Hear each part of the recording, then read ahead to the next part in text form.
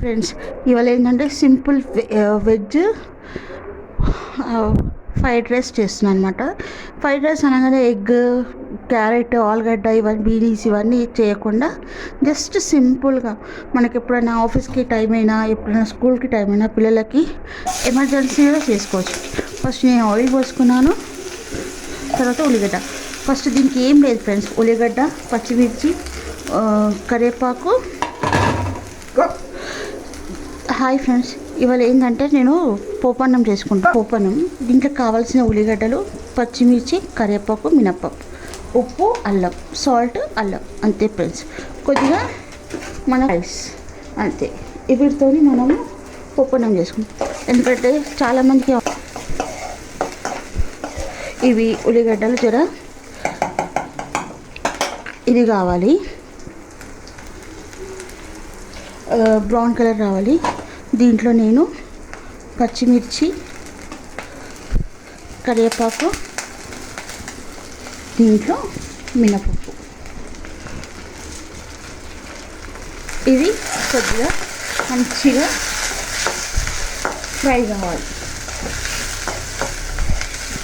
మా పిల్లలకి ఎప్పుడైనా లేట్ అయితే కూరగాయలు, క్యారెట్ కానీ ఏమీ లేనప్పుడు సింపుల్గా నేను ఇలా చేసి కట్టించేస్తాను అన్నమాట. ఇది చాలా టేస్టీగా ఉంటుంది, మంచిగా ఫ్రై అయింది ఫ్రెండ్స్. దీంట్లో నేను కొద్దిగా అల్లం వేస్తాను, అంతే. ఇంకా దీంట్లో మనం ఏమి వేసేది ఏమీ లేదు. కొద్దిగా అల్లము పచ్చివాసన పోయేదాకా కొద్దిగా అల్లాన్ని మంచిగా ఫ్రై చేయాలి. కొని మంచిగా పకాయ వేసుకొని తింటే సూపర్ ఉంటుంది.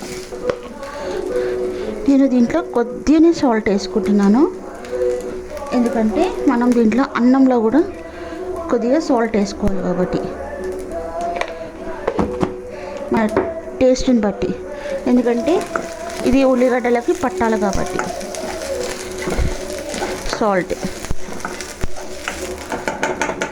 ఇది నేను అన్నంలో కూడా సాల్ట్ వేసుకున్నాను కాబట్టి దీన్ని మంచిగా ఇట్లా కలుపుతున్నా.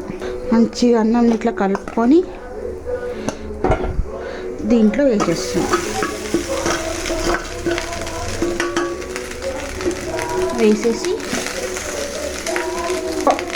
దీంట్లో ఇది కలిపేస్తున్నా.